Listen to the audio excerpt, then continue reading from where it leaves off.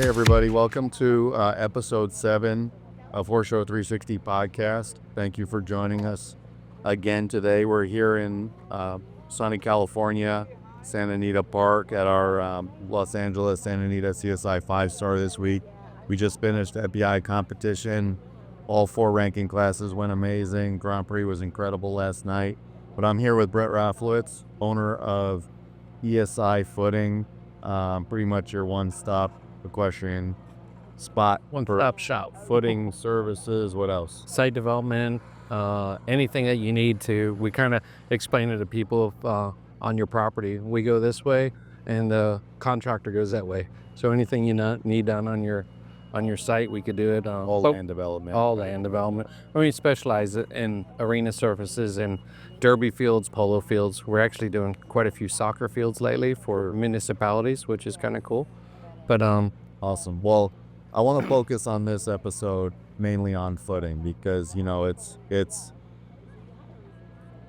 really the number one thing when it comes to organizing horse shows that you have to get right. I mean, everybody knows it. It kind of comes up in conversation in every episode we do, everything we do. Like, it literally makes or breaks the horse show. It's like Horse Show 101. The freezer or hype or actually fun. You know, every venue is different, every region is different, every location is different. Every weather variable has an effect on the footing. There's so many variables that go into producing good quality footing and making sure that the environment is perfect, safe for the horses to compete. And every level is different too. You sometimes have to adjust the footing according to the size of jumps you're jumping, whether it be hunters, jumpers, lower level jumpers, high performance jumpers like last night. Last night was the biggest level of the biggest, 1.60 meters in height. You know, you have to factor in that their cadence level is so much higher.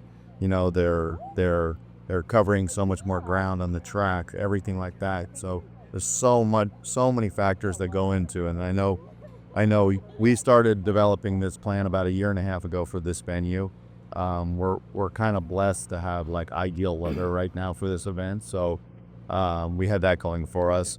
We put these arenas in 3.5 months ago for our site visit for this 5-star event. They've been in for a long enough period of time. It's really complicated to just throw an event together days before. Like, you have to start the process a lot sooner, a lot further out and everything. So we didn't even start putting numbers together, or the numbers were already put together beginning of the year, but the process for us on figuring out exactly how the soil was going to be and how we wanted it to achieve what we needed to for all the different competitions. So as you were getting the bid to do this project, walk us through a little bit what your first stages are, putting the prize together, how to figure out the right sand for this type of project, the competition. Like what all goes into that? Well, California is difficult to start out with, so if you could pick any place to build, it wouldn't always be California because it's harder to work with the sands here. I say on top of it. I mean, the weather's typically so. Yeah, the weather, everything else is beautiful besides the materials that we get to choose from. So we took and made a blend that worked for us with the quarry here. So it starts by doing a couple site visits.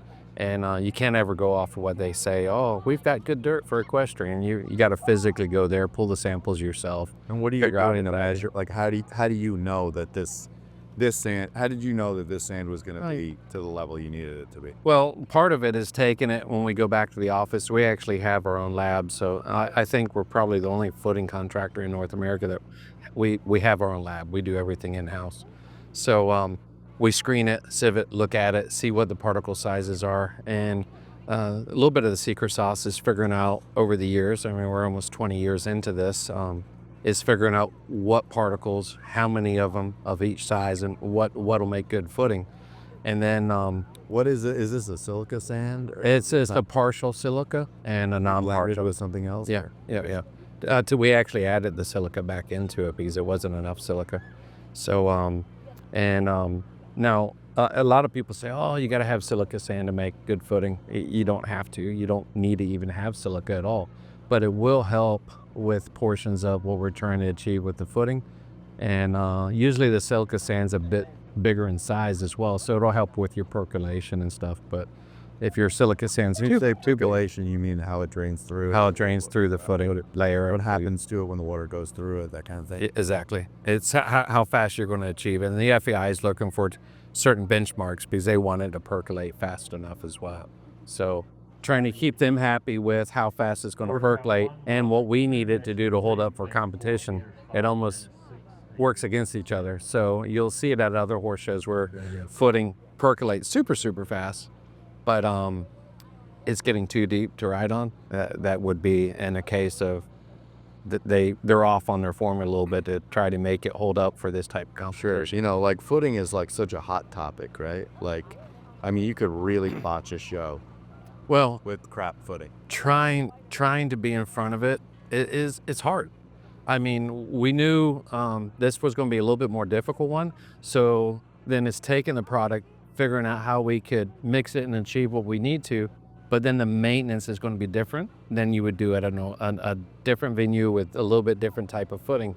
And when we go to, all your competitions, so we have the pleasure of working with Split Rock at all their venues. And what's really cool about that is we're only working with, I think, our products at 2 shows.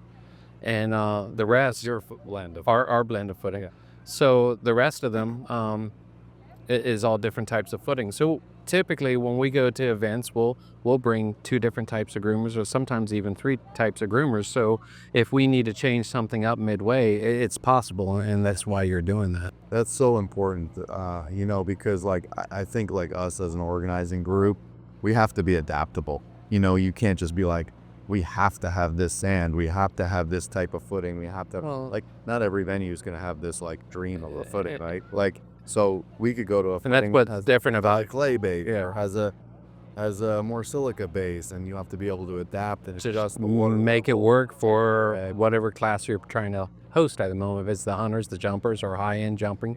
And that's having the right tools with you so we can change things up as we go through the competition, because depending on what happens with weather and everything else, I mean, the arenas are going to change throughout the week anyway, so you've got to be adaptable. Sure. And I mean, your organization shows that the most because you're dealing with so many different facilities across North America. I don't think anybody else really gets to do that too often. Yeah, I mean, it's really difficult because we know the end goal of what we want to accomplish with the footing, the consistency, but like you said, it's just it's mostly about maintenance, especially we're down to all these venues, figuring out what the perfect blend of watering, how much time you're going to drag on, what type of drag you're going to drag with it, all those different variables, and you just have to make sure that it's like here we started maintenance on these arenas 10 days before the event, and that was key. I mean, being able to work arenas that don't get worked all year. I mean, they sat here for 2.5 months or 3 months, but getting on them and working them and getting them ready. If we started 3 days before, it would be a different type of footing than what you started with on your national horse show. And in a little bit, we'll go actually, we're having a drag break here soon, so we'll be able to go out there and show you all exactly what we mean by that maintenance. We're doing a drag break after 22 horses in this final National Grand Prix, and we're just doing that to keep the level playing field, making sure that this surface is perfectly smooth with no divots or holes or anything like that. And you'll be able to see the consistency of the sand and what makes it so amazing. But honestly, like, footing is such a hot topic. Like, everybody, I feel like, has their own opinion of what's amazing and what's not. There's no doubt about that. Talk to us a little bit about the processes. I know Lars, who is a consultant for all the major championships around the world, of making sure the literal scientific analysis behind what good footing good. He was here 2 weeks ago preparing this for you. We're helping you dial it in. Yep. And, you know, what happens if you get to a show and you realize the footing is just absolute shit? Well, What do you do then? Like, what, I mean, is it panic mode? Say we're back. I don't think it's panic mode all the time, but what tools did you bring with you? How can we change things up? I mean, there's always something that you could do to help tweak things back out. I mean, there's been plenty of times we've been to a couple of your horse shows where we're like, oh my God, what did they do here last week? And then, you know, on Sunday, Monday, you're spinning everything back in, trying to set the arena back up, even if it's just a normal maintenance routine, because some of these arenas at horse shows don't get a normal maintenance months. And I'd like to see them do it weekly or bi-weekly. And that'll totally change the setup of an arena and the way it performs. And then if it's totally just poop, then sometimes you do have to drop back to the drawing board. And I think it's do we need to tweak it out? Yeah, it comes back to like horse shows in general. Everything we do about a horse show, in order to make it right, has to do with preparation. Yep. Thinking ahead, being prepared for every variable. And it's no different, honestly. Like, I mean, I feel like we've been doing business together for 20 years. Feels like it. So it's close. Yeah, probably over 20 years now. Literally, probably since I was 18. Yeah. So more than 20 years. And knowing that, not that you're just the best guy, no offense. Oh, thanks. Yeah. But knowing that you guys and ESI are the most equipped and prepared group. And honestly, that gives me kind of that security that, you know me, I can be a little bit of a micromanager, that kind of thing, making sure, because we all want. I realize that because I think sometimes that's where we'll actually bump heads a little bit. But I understand the out goal. It's the same thing that I want to achieve. I want perfection all the time. And it's tough in this business, especially you as a horse show manager. You've got a lot more to worry about than just the footing. And the luxury of me is I get to worry just about the footing, even though I kind of butt in other places. But I want everything perfect too. You're at the extreme that you are, but I think that's why your business is where it is as well, because of wanting everything perfect. There's no such thing as perfection, but especially in this world, because there's so many opinions. But I think that as an organizing group, as a footing group, you know, you're also blending the entire group of opinions. Yeah, right. And you're actually saying you're finding that middle ground of what you think is right, considering all of the opinions in your experience over the years. Well, and that's what's interesting. That's what's interesting. I mean, we had Lars come out and help us on our prep week, and hey, let's test this. Let's see where these arenas are going to go to over the future in case they try to expand this facility and do something really cool. Anderson just showed up here. And let's have him step in here, okay, for a second. I'm going to grab my mic. Yeah, if he stands really close to me, it gets really close to this mic for me, okay? And just talk. So Anderson Lima here, native of Brazil, resides in Mexico now, also makes United States his new home.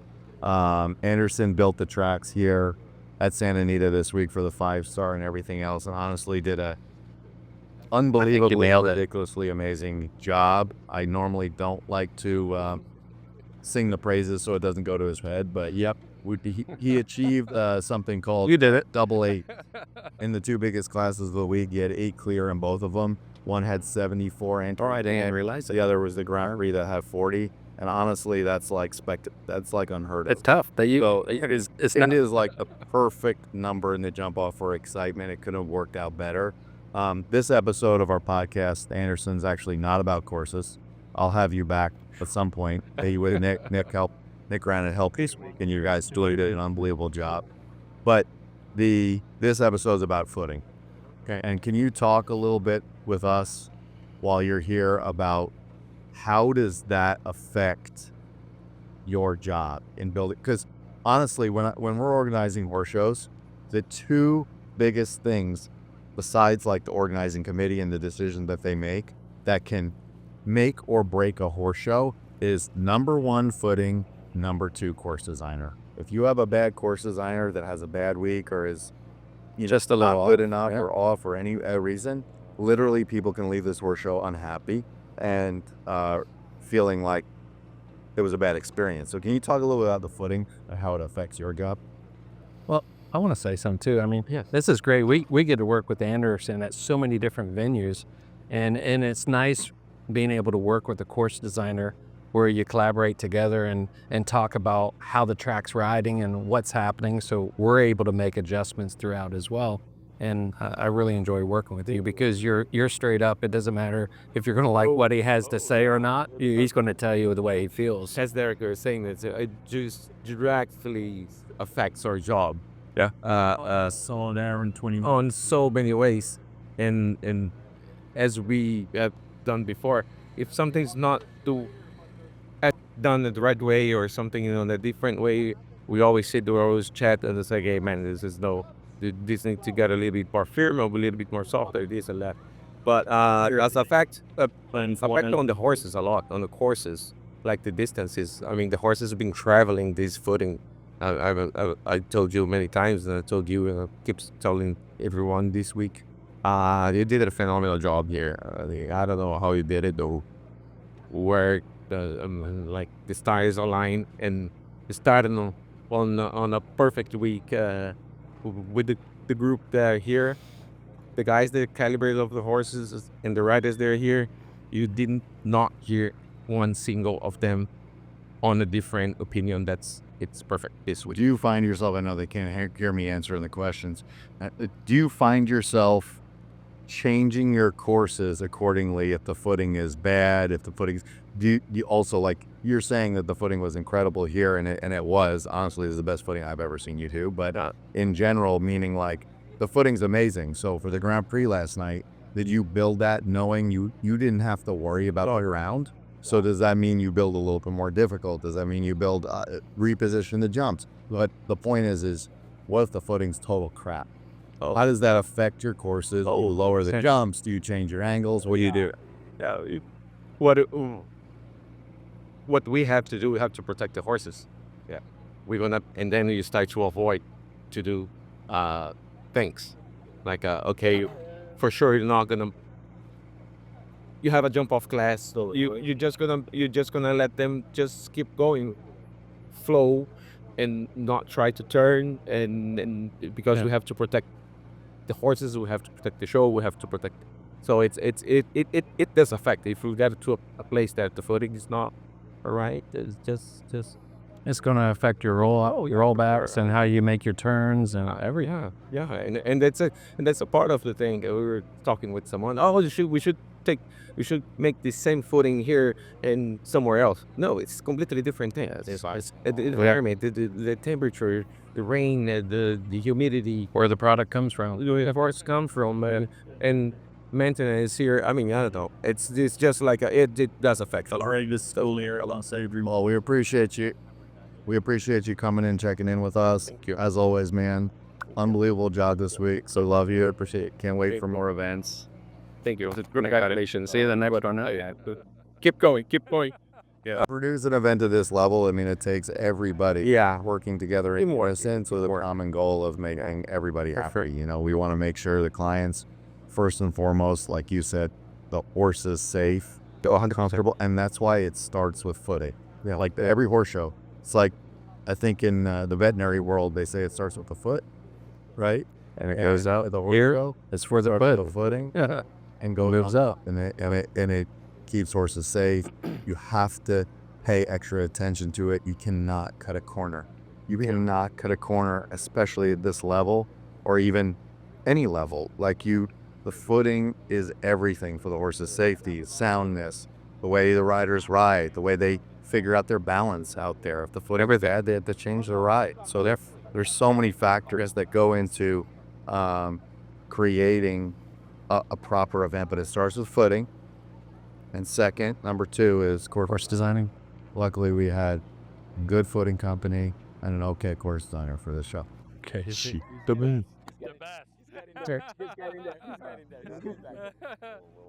it'll go to his head and So if it's like, be safe going home, too. Safe drive away, everyone. Thank you. Take your ice. but yeah, so it's awesome to have Anderson join us here and get that He's insight. He's such a team player. I really, really enjoy working with him. Some of the other guys, Alan Wade, all these other guys. I mean, they're great at what they do. Yeah, and the best of the best. We know that you have to keep learning, taking insight from everybody, making sure that you're working in unison with you to position the jumps perfectly on the footing. And even for us at this event, we had every big international class was under the lights. So also Anderson had to literally factor in, what the lighting was, Position and positioning of the jumps, everything like that.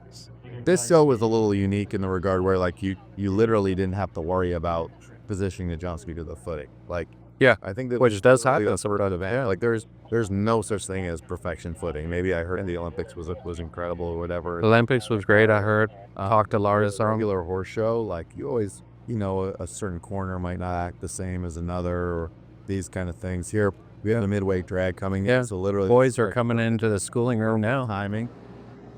Irina, if you want to come a little bit towards the arena and see the drags. We could, here we're using, actually, I'm pretty surprised where it's drag. Yeah, so, at this show, a lot of times with new footing, we'll start out with what we call the bar groomer. So this is our bar groomer that we've designed. And we're running it on 2 of the 3 tractors here. And it's nice because it helps compress and clean up at the same time. So the front tines are cleaning up, the back tines are laying down however we want the surface to look.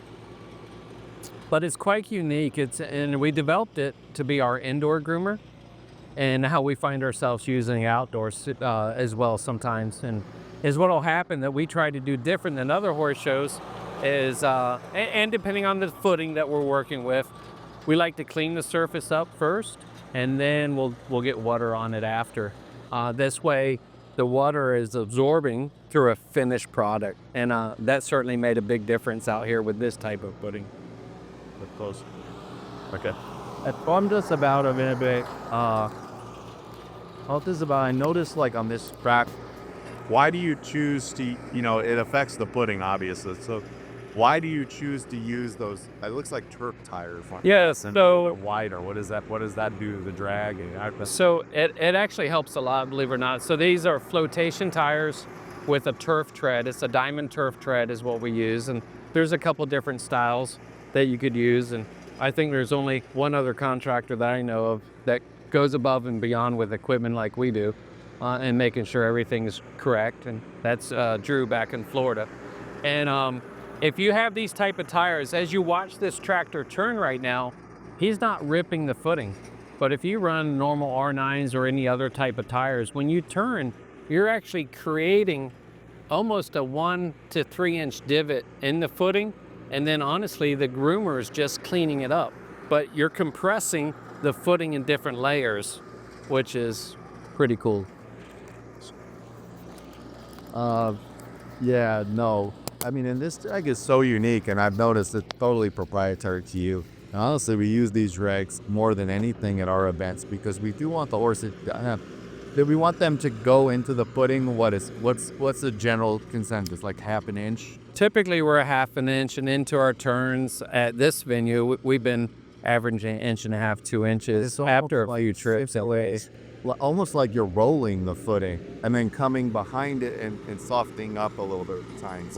Well, you know what?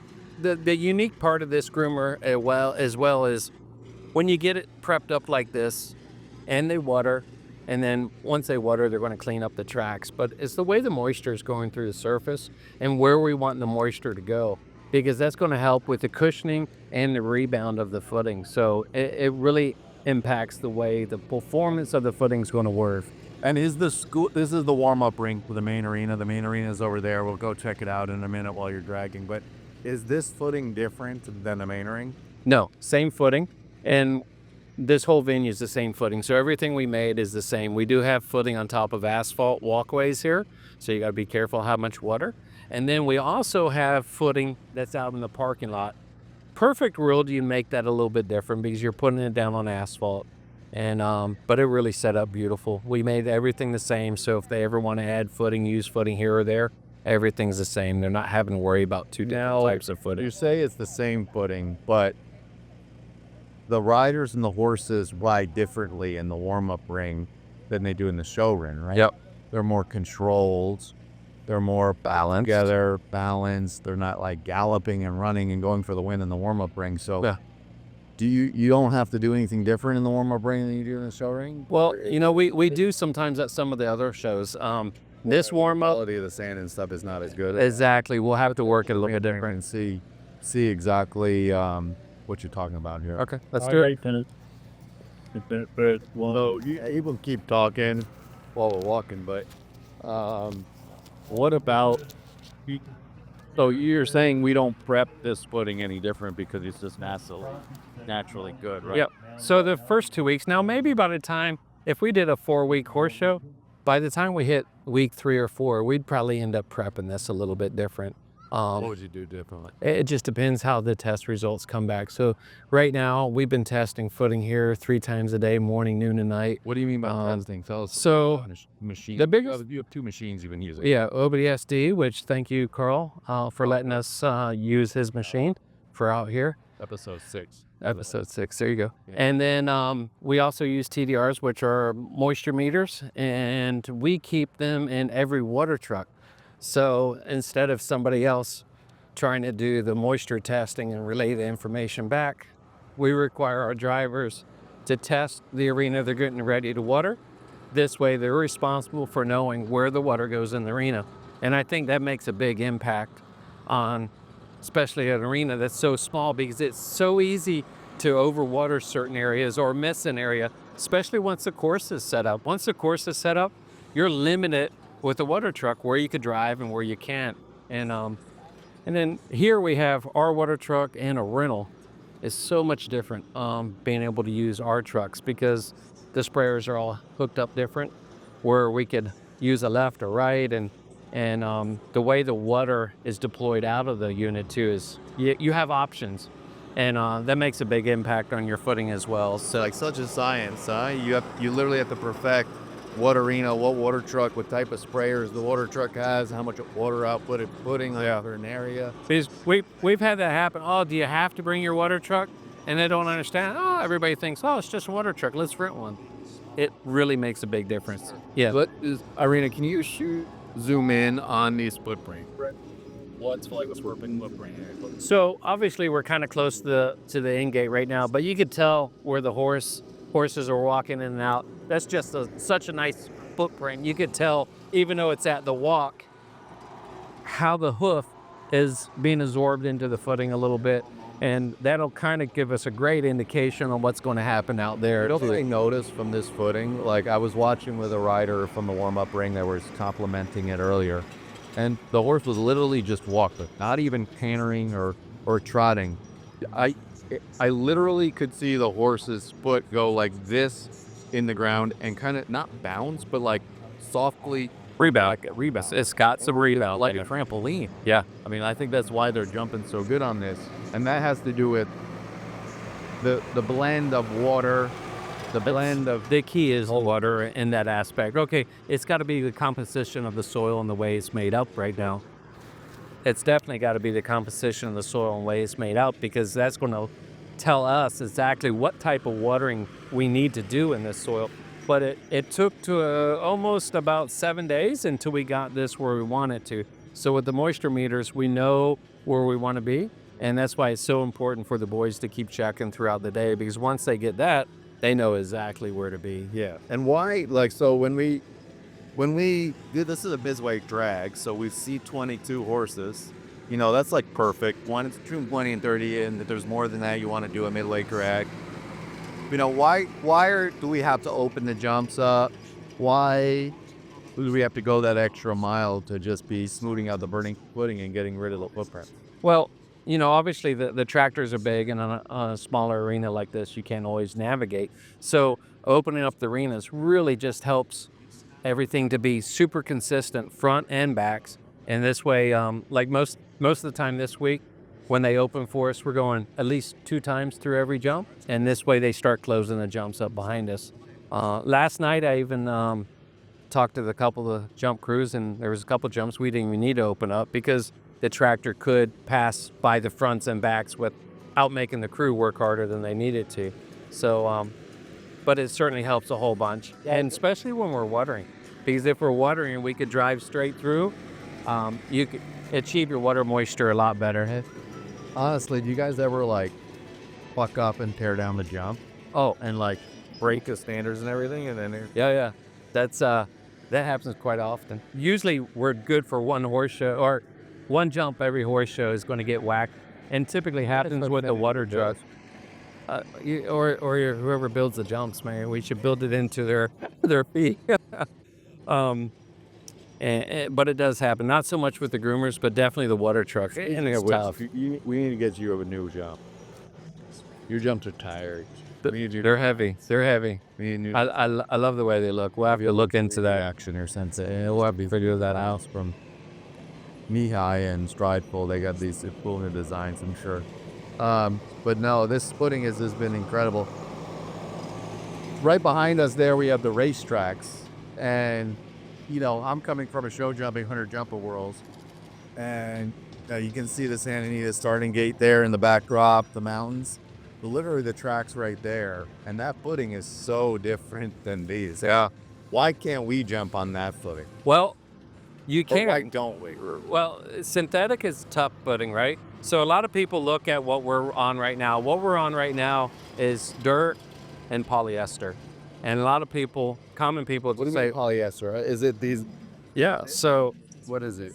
when we look at this footing, Is it these little fibers? Yeah. That are in there. that's your That's holding it polyester. together? Yeah. What's that doing? The chunks of polyester is a stabilizer. Fabric. Yep. And then you could see even the fiber hairs on the end of my fingers there. The fibers are binders. So really we're working with two different products. You're putting chunks of polyester, which is your stabilizer. So as your horse hoof comes down and hits it, it allows a little bit of give and movement because there's chunks. So the sand's not binding up as much, so it moves. But then you're using fiber to help bind it up so it doesn't move too much. So when we blend, we're always blending using a separate products. A lot of times the people that create this product for us, they call it 15%, 20%, 30%, or jumper blends. And a lot of people just throw all that in the batch and blend it in. We like to take our fibers separate so we can control how much fiber really goes into the mix, so we can control the footing outcome of it that way. Sure. So, but that's just the way we do it. Everybody's got a different technique of what they're trying to achieve. Yeah, and I've seen a lot of footing companies, different types of materials, like carpet type fiber. So that's what you've got on the synthetic. type fiber, which never usually works for our type of horses. Different things like that. You know, everybody's trying to come up with their proprietary blend that makes them unique. It's just like any other business, but in the end, the horse has to come first. Yep. And, you know, I think it's really great that you're using the science behind it, almost taking the objectivity, or if you're taking the subjectivity out of it and making it more objective to say, how is this measuring? What water level makes this type of footing perfect? Honestly, it comes first now. I mean, we don't even think about building This is measuring this way. Do all your measurements, figure out where you're at. And if you help use Lars's data that he's been creating now for quite some time, since 2012, 15. And so he's been collecting data, and it's about to get started again. It's made it a lot better for where we're at here. And he just told us the other day, this is measuring just like the last Olympics and World Games. So he was happy with the measurements here as well. So it looks like it could be almost as good as Olympic caliber footing. They could certainly be used, I think, for Olympics. Not a problem. Cool. When you're ready. Yep. Yeah, no, this is just incredible. I want to see this first horse coming back in. Maybe we can catch the horse going by and cantering, just so y'all can see the type of footprints that it creates and everything like that. We'll get a good, let's see how many more we good can look have at come how back the and horse jump is off traveling the second across half this before back this and away. Again, this is a $50,000 Grand Prix, so this is high performance. And it's set big enough too. I mean, it's a nice course in here. Anderson's done great all week with these courses.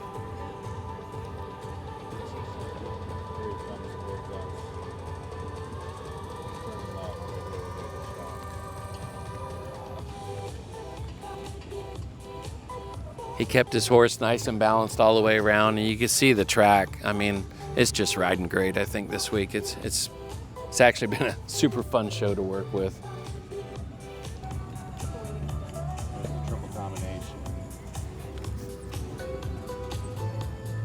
Yeah, it's great to see the horses traveling so well across this ground. I mean, honestly, it just really makes our life easier when it comes to organizing the show, because most of the worry just really comes out of the footing. I mean, that is literally the biggest worry. You panic aspect that I have organizing the horse shows is just making sure all the horses are safe, the riders are safe. 4 rails down across the field. We'll add 3 on the chronometer. It's a total of 19 score. Absolutely. The scoring area, there's a little bit too much action going on. Honestly, it's been an incredible week. We really appreciate you joining us. Horse show management 101 starts with the footing. It starts with the ground. You have to make sure the footing is absolutely perfect for everything. So we really appreciate you joining us. Yeah.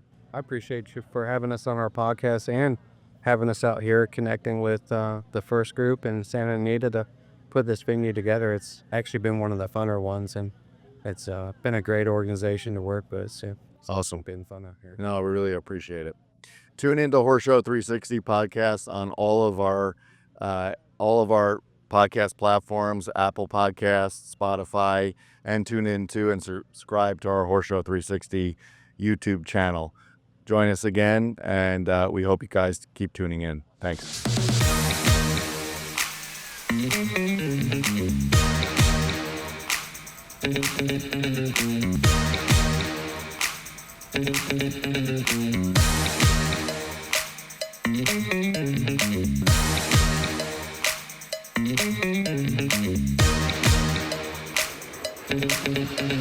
Thank you.